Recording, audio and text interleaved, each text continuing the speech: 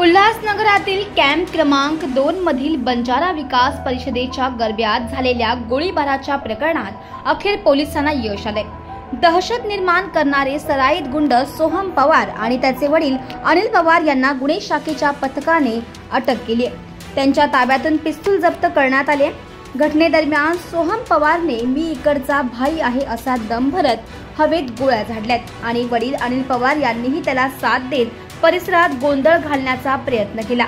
या दोघांनी मिळून शिवसेना शाखा प्रमुख बाळा भगुरे यांच्यावर थेट बंदूक रोखत दहशत पसरवली होती।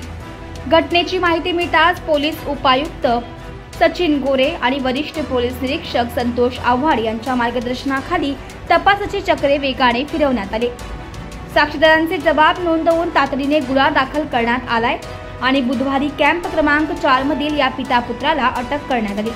कारवाईबद्दल बोलताना पोलीस उपायुक्त सचिन गोरे यांनी सांगितले की नवरात्री सारख्या सांस्कृतिक उत्सवात दहशत निर्माण करणाऱ्यांना अजिबात सोडले जाणार नाहीये। आरोपींवर कठोर कारवाई केली जाईल।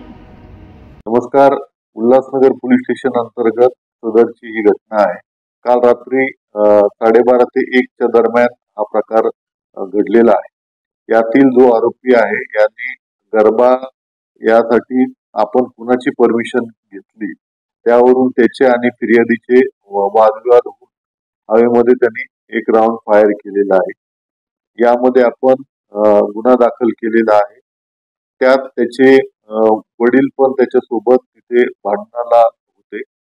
एकंदरीत दोन्ही व्यक्तींविरुद्ध आपण गुन्हा दाखल केलेला आहे आणि आता संबंधितांना आपण ताब्यात घेतलेले आहे। याविषयी सविस्तर तपास जे आहे ते उल्हासनगर पोलीस स्टेशनचे अधिकारी कर्मचारी करत आहेत।